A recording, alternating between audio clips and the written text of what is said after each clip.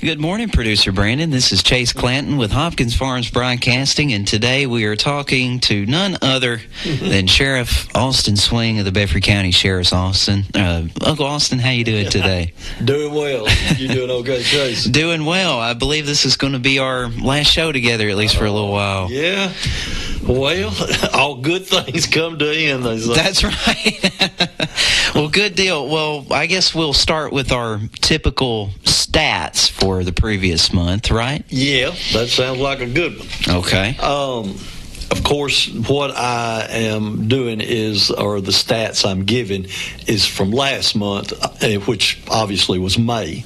And in the month of May, last month, the Bedford County Sheriff's Department patrolled 69,558 miles.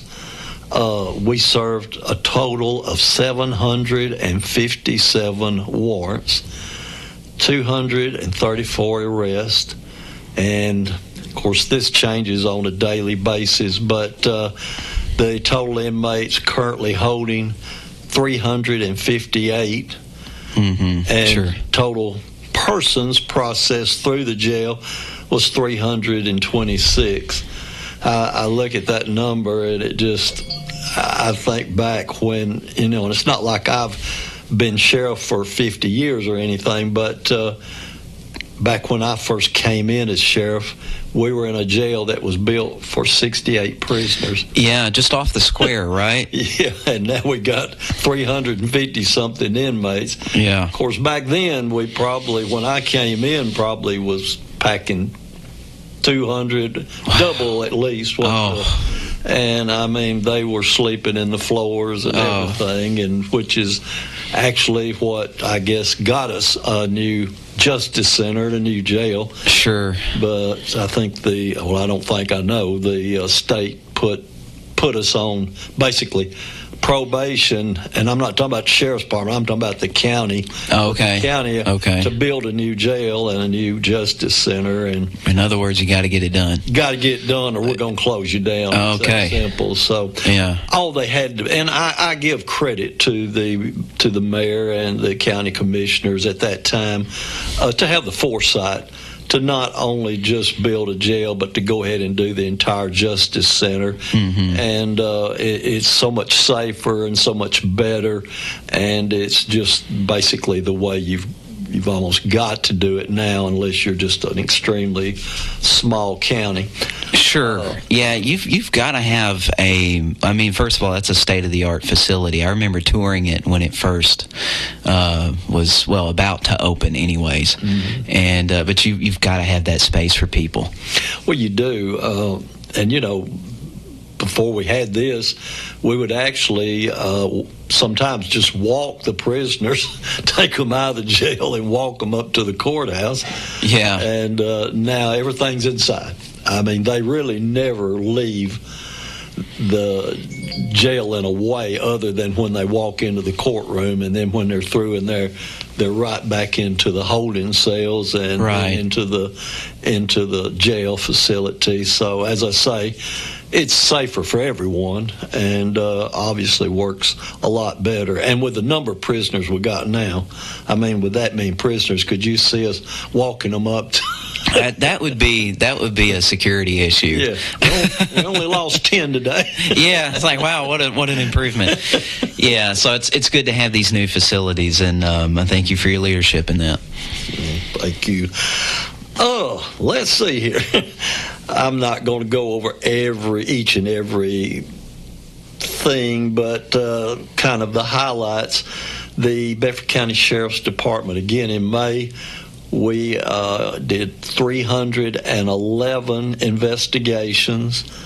Looks like worked about 82 traffic accidents. 11 of those were with injury.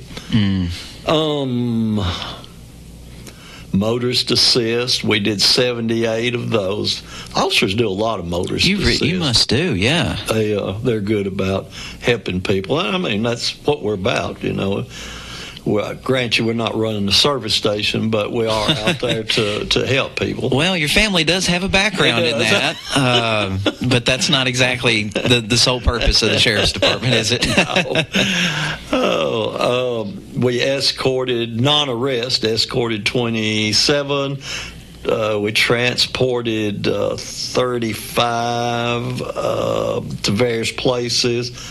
Had 208 traffic stops, 83 911 calls, and I think total of 751 different types of calls altogether for the month of May. So, as usual, May is a pretty busy month. You're kind of stepping from spring into summer. So, seems like it alerts some people to get into wrecks and do some crimes, unfortunately. It's a good time for real estate as well. So I don't know what it is, but the warm weather, people want to get out. That gets them out. Yeah, get busy. I'll jump over to the jail. We always get a big kick out of, particularly the meals. Our meal stats, yeah.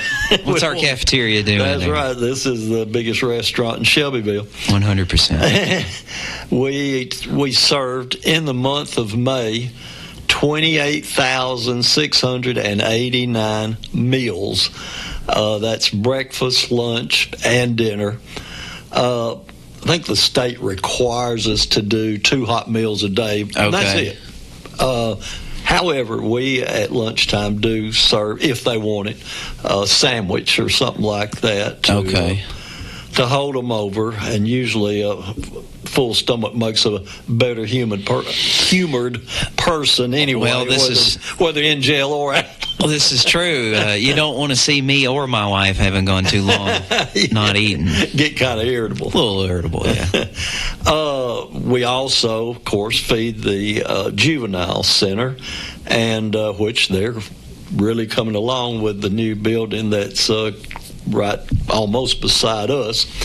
But we serve the juvenile center in May 751 meals, and food cost was $42,115.52, and cost per inmate was $1.43. $1.43, man. Yep. We are still probably the cheapest place in town to eat at. Don't go to jail to take advantage of cheap rates, but maybe find a way to get close at home. How about that? But that's being conservative with taxpayer dollars as much as possible in 2026. Absolutely, and of course, all jokes aside, we probably have the largest garden in Bedford County. Really? Oh, yeah. Tell me about that. I wasn't aware of this. Oh, okay. It's behind our jail, and the inmates, I think mainly, well, there's male and female, but of course they work at separate times. They don't have them together out there. But I think mostly the females do the work in the garden. Okay. And they use the food they grow in the garden. Excellent. So that helps them too. And I mean, it's of course every inmate doesn't qualify to go out there, even though it is fenced in and all. Sure. But the ones that are able to and qualify to, maybe is a better word to say that, they go out there and work in the garden. It's a really good, nice garden. I mean, wow, it's humongous. Really? Yeah. Wow. It's big. It is to me. I'm inspired by that, actually. We've got a little bit out on the patio, but that's all we've got room for. So that, I would say that's also probably a good stress reliever for the folks in the jail, and also probably good for them as well. Absolutely. And since you didn't know that, did you know we have beehives out there? I didn't know about the beehives. I'm going to have to start coming out here more often. Yeah, educate your radio people. Yes, we do have beehives, and they're going. This will be the second year, the second summer. I think Dr. Pearman, who has helped us a lot, and some other people as well.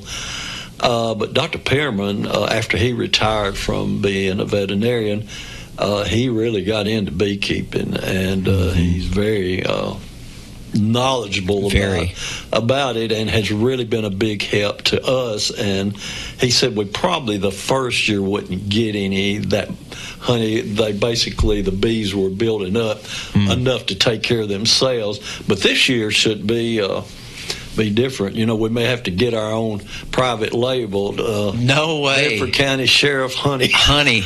That would be awesome. And it'd be a good skill for various inmates to put some time and effort into. Yeah, so that's great. And they do. They really I think it's great. And that's why just this past probably about 2 weeks ago, I think it was Lincoln County Sheriff and some of his department and jail administration came down and toured our jail and our facilities, and they were there mainly to see about how we do our programs to help the inmates, build up their self-esteem and knowledge of things and doing things and cut down on recidivism.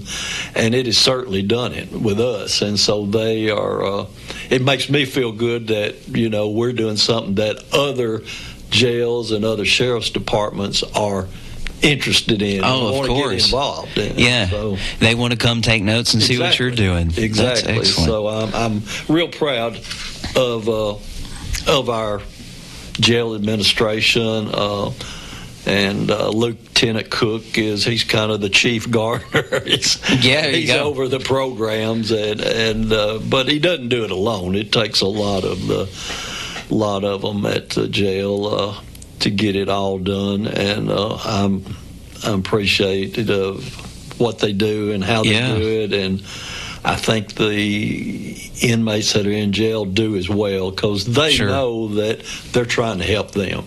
Oh yes, it's to correct and build that confidence back up. Mm-hmm. I'll tell you what, Sheriff Swing, we're going to take a 60-second break here on Gov Talk. We'll be right back with perhaps some more May stats and our special topic for the day still to come. Kincaid's is proud to offer Beauty Rest Black to our customers. Beauty Rest Black represents a leap forward in bedding with sleep climate technology keeping you cool, and triple-stranded pocketed coils to give you luxurious support all night long. Wake up refreshed and ready to take on the day with a new Beauty Rest Black mattress from Kincaid Service Company, 400 Madison Street, Shelbyville, across from the Speedway gas station, 931-684-5662. You know, your eyes are a precious thing. You've got to take care of them. Looking for clear vision and hometown care you can trust? See the difference at Dr. Dale Hasty Family Eye Care, 605 North Main Street in Shelbyville, across from the U.S. Post Office. From comprehensive eye exams to helping you find that perfect pair of glasses, Dr. Hasty and his friendly team are focused on your family's vision and comfort every step of the way. Noticing changes in your eyesight? Time for that yearly checkup? Let's take care of it. 931-684-2020. Dr. Dale Hasty Family Eye Care, because your eyes are a precious thing. And we're back with Gov Talk here on WLIJ. Chase Clanton here, talking to Bedford County Sheriff Austin Swing on our program today. And I understand we've got some May court stats. We do. On the docket. This is what I enjoy giving, because so many people just do not realize how busy our Justice Center is. That, of course, is right where the Sheriff's Department and the jail is. It's just, it's actually probably, other than the jail, the largest part, because of the several courtrooms we have, and Michelle Murray's office is down on that end, and then right. DA's office and some others, judges' offices. So that's a busy and a big place for our court security to take care of. So in the month of May, our court security scanned and searched 4,127 people at the Bedford County Judicial Complex in the month of May. The deputies also maintained security for 41 court sessions. That's a lot of court sessions. That is. For a county our size, I think. Absolutely. And would you say that security screening is, somewhat comparable to like going to the airport or something? Yeah, I guess you could say that. Okay. It's pretty comparable. They in those 41 court sessions, 1,190 individual court cases took place. Our deputies, and I'm talking about our courtroom security deputies, served 19 criminal and civil warrants, and actually took 20 people into custody for warrants or court-related things. You would be surprised of the people that we may have warrants on, arrest warrants, that will come to court for to be with somebody else or maybe on something, and really? The deputies will recognize that and take them into custody. No way. That's news to me. That's interesting. So it's, again, a busy place. They being court security, transported 104 inmates from court holdings to courtrooms. Right. So they really are busy down there, and I get tickled because occasionally somebody will say, well, what do your courtroom officers do? Just kind of stand around and watch? And I'm like, no. Absolutely not. You need to come watch them. What all do they do, just to kind of put that out there for the listeners? Well, as you say, it's kind of like going through airport security. I mean, they come in and they have to lay anything, metal, whatever, up, and then they walk through a scanning type machine. Sure. And it'll alert us if they forgot and left the keys in their pocket, or if they have a weapon or something like that, it's going to tell the tale. And then they also have handheld devices that they can use, and it's, as I say, on court day, which is most days, it can be a busy place, particularly in the mornings. I mean, you had nearly 1,200 court sessions, right? Yeah. Okay. And 4,127 people that came through what we're talking about. So that takes a while. That takes a while, and then they've got to do the court sessions too, amongst, I'm sure, a plethora of many other duties. So there's more to it. You just happen to see them when they're at their post, per se. Right. So as usual, they stay pretty busy. Yes they do. Well, Uncle Austin, what is today's special topic for your program? Well, I've got labeled caliber of choice. As I look back over the years, it's kind of interesting the way the caliber choice has worked out. And I'm talking more about in police, sheriff, state troopers, not necessarily the general public, but I'm talking about in what law enforcement used. When I started, the .38 Special 6-shooter was the standard. I mean, it was. And when did you start? Almost 51 years. 51 years of service. Okay. 1975. Okay. 38 Special and 75 was kind of the norm. Okay. That's right. However, I started at the Shelbyville Police Department. Right. And you could buy whatever, because you did have to buy your own weapon. I mean, the city nor the county furnished sidearms or pistols or weapons, however you want to call it. You had to buy your own. So therefore, since they didn't supply it, I guess they felt like they couldn't tell you, well, you can't carry a .45 automatic. But again, 90% probably did carry the .38 Special. And I'll never forget, the only pistol I had when I started the police department was a semi-automatic Browning 22 automatic, and I wished I still had it, but I didn't, and I couldn't afford just to buy a pistol straight out, so I traded it in for a Colt .38 Special. It was a Colt Diamondback. Wow. It was a pretty gun. I bet. But it didn't shoot all that well. I remember when I went to the police academy, I was probably shooting in the mid to low 80s. And my roommate was a Murfreesboro police officer, and he was one of those that was the best of everything. It didn't matter if you were playing some type of sports thing after very competitive classroom, or shooting or whatever, he was always pretty much the top one. And he had a .38 special, but it was a Smith & Wesson combat masterpiece, Model 15. Wow. And he told me, he said, I wish you'd throw it cold away and get you a Smith & Wesson. So guess what I did? That's okay. I didn't throw it away, but I did come back and trade it. We had a couple of gun shops in town back then, and I traded it for a Smith & Wesson .38, and sure enough, my score went up into the 90s, so I guess he knew what he was talking about. Sounds like he did. Now, at that same period of time, Colt had a gun called the Python that would shoot .38s, but was also a .357 Magnum that to this day probably one of the smoothest shooting. Really? Yeah, so I'm not come down in Colt, but the .38 special Diamondback wasn't in the Diamondback wasn't in the class with the Python. There you go. Wasn't in the same ranking. No. Okay, well, that's fair. That's fair. Anyway, when we did go to standard weapons, we went to semi-automatics, probably very late 80s. I'm probably talking about 88, 89. However, only about half the department got them. Now, we had a out-of-town chief at that time, and he got the new officers, the new guns, and the new semi-automatics, and basically the ones of us that had been there just kept what we had. Sure. But then as we got into the 90s, then we finally, when I say we, I'm talking about at that time the Shelbyville Police Department. Right. We went to standard semi-automatics. Okay. And they've never looked back as far as that part of it.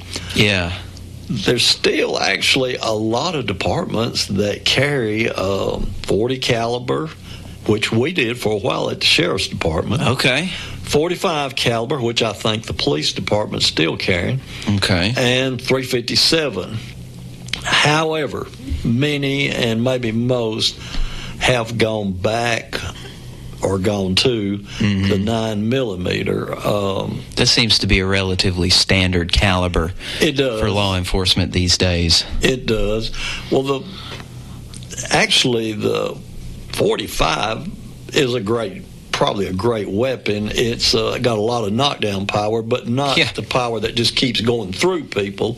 It pretty much hits with a thud, and that's a good thing. It doesn't keep going, traveling on, but it's got a lot of knockdown power. 357 now, that's just the opposite probably. It's got knockdown, but it keeps going. Oh, it's got that velocity, I guess we can say. So you don't have that much anymore. I don't know of anybody that carries a 357, but there may be someone, but I'm not aware of it. And of course, our officers have to carry what we issue, and it's the same way with the city. Yeah. So that would be, I think, 45 was a city, and the 9mm with us. Okay.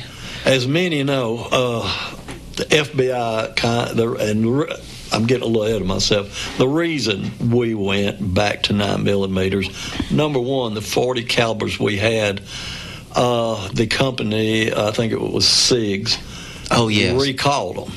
And they told us, said, we'll give you whatever you want. And so that's when we decided to go back to the 9s. But the reason we did, and I think a lot of other people, is because of the FBI. And they sort of tend to lead the way. You know, they went to 40s, and then they went back to 9mm. Oh, okay. So the FBI used to carry 40s back in the day? Well, I mean, kind of like the same progression that the police, they probably were 38s, but they were 40s, and then went back to 9mm. Okay. From the 40 caliber, so it makes sense that the Federal Bureau would kind of lead the way for other people, because if it works for them, maybe it's worth a try. True. Local law enforcement. They don't do anything without a lot of testing. So that's a good point. That's a very good point. So they switched from 40 cal to 9mm. Was that in 2015? That's what I've got. So, yeah. Okay. We're going to go with that. Okay. Yeah, I think it was 2015 that they switched back, and I'm trying to think what year we actually went back to the 9s. It was probably 2 or 3 years after that. What caused them to make that change? Well, it really wasn't so much the weapon or the pistol or the gun itself. Mm-hmm. It was the ammo. It was a 9mm ammo. It had more to do with it than it did the gun. The bullet construction, bullet design, different materials, techniques that improved the 9mm ammo. And then, besides that, some of the major benefits of a 9mm, say, versus a larger round, it reduced recoil. And, when you shoot, it comes back. Yeah, you don't want to have recoil. Too much. Yeah, so it reduced that, which provides a tactical advantage, because if you don't have so much recoil, you're able to keep your aim or get back on it, whatever you're shooting at. Kind of reorient faster. Basically allows for faster target relocation, we call it. But so it is good in that sense. Less, as I've already said, less recoil anticipated. Yeah, that's a big thing, and I've been guilty of that, anticipating that. Oh, and causing it yourself? Yeah, somewhat. Kind of rare, yeah. And it certainly affects your shooting pattern on the target, too. Well, sure. I'd say if you're used to shooting those 45s, the 40s, and 38 specials, I would reckon they have more recoil. They do. And so by the officer or whoever's shooting it knows that it's not going to come back and hit them in the top of the head. And you don't necessarily they're not anticipating that, bang, so to speak. Right. Better shot placements, and that's due probably to less recoil as well. Right. I always said, and I'm going back to the days of when we were carrying anything and everything, and I remember a time at the police department that there was 44 Magnums, 41 Magnums, 357 Magnums, 38s, 45 automatics. He sounds like 6-shooters. Oh, it was everything from A to Z. Yeah. But I always said I would rather have a guy shooting at me with a really big gun, let's go 44 Magnum, that couldn't hit, as one shooting at me with a 22 that could hit. And it's kind of like the 9mm. The 9mm, it allows for more rounds, right. So they've got more chances. It does. The 9mm will hold more bullets or cartridges in their magazine than a 45, because the 9 don't take as much space. Now, grant you can get extended clips if you're in law enforcement, sure, and all that. But I'm just talking about your standard magazine, which is what we carry. Mm-hmm. You're going to have more rounds in your magazine than if you were, say, shooting a 45. Absolutely. More and faster follow-up shots, they say, with the less recoil, all part of what we've already talked about. Right. Are benefits of the 9mm. Says that they're as far as the physical bullet characteristics, the 9 is now pretty much the same as what the 40 was. Right. Kind of your standard now, right? It pretty much is. And as I say, just a lot of departments have dropped.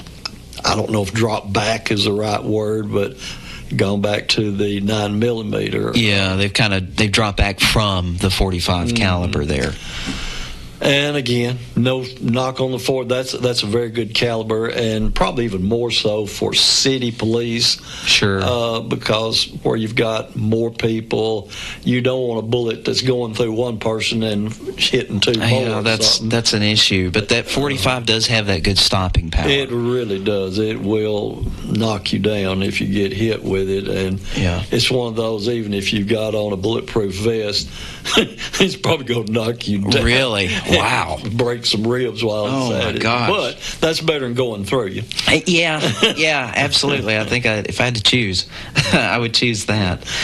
You know, the 38s and 357, the old 6-shooters, I still think are by far the prettiest guns. I mean, they become of those walnut grips and other wood types of wood grips, and they're slim and they just look good.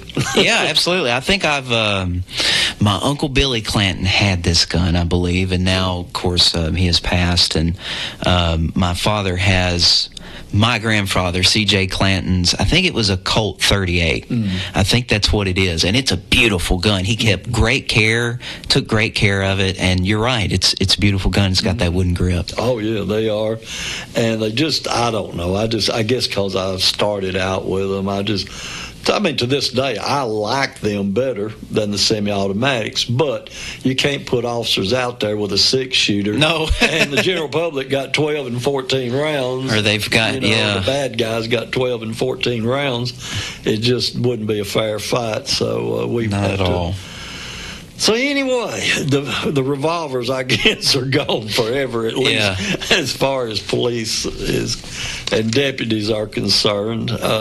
But anyhow, I've got a few of them left.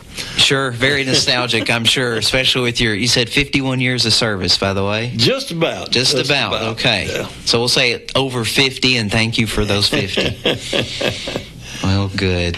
Well, anything else you want to mention before we go off the air here, Sheriff? No, I think I've rattled on enough about the calendars, but I mean, it has been over the years. That's kind of been the way it's progressed in the calibers, at least for the ones where I've been, which was the SPD and the Bedford County Sheriff's Department. Yeah. That's kind of been the progression over the years. So here we are with 9mm again. Here we are. Yeah. Everybody likes to hear a little gun talk here, especially in rural America, don't we? Yeah. Bedford County, we love that.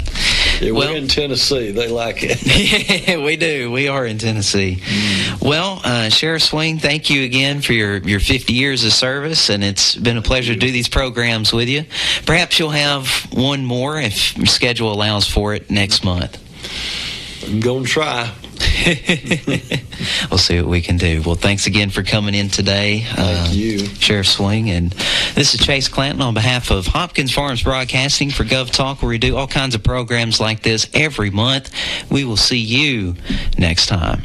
Visit Kincaid Service Company today to experience the superior comfort of a Serta mattress. Serta has pioneered sleep innovation for more than 90 years, bringing quality products to more than 150 countries worldwide. Serta Comfort is validated by consumers with thousands of 5-star reviews and are designed and assembled in the U.S. at one of Serta's state-of-the-art facilities. Serta's award-winning mattress collections are created by providing superior comfort along with overall support and breathability. Get Serta Comfort by visiting Kincaid Service Company in Shelbyville. Online at kincaidservice.com. You know, your eyes are a precious thing. You've got to take care of them. Looking for clear vision and hometown care you can trust? See the difference at Dr. Dale Hasty Family Eye Care, 605 North Main Street in Shelbyville, across from the U.S. Post Office. From comprehensive eye exams to helping you find that perfect pair of glasses, Dr. Hasty and his friendly team are focused on your family's vision and comfort every step of the way. Noticing changes in your eyesight? Time for that yearly checkup? Let's take care of it.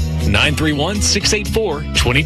Dr. Dale Hasty Family Eye Care, because your eyes are a precious thing.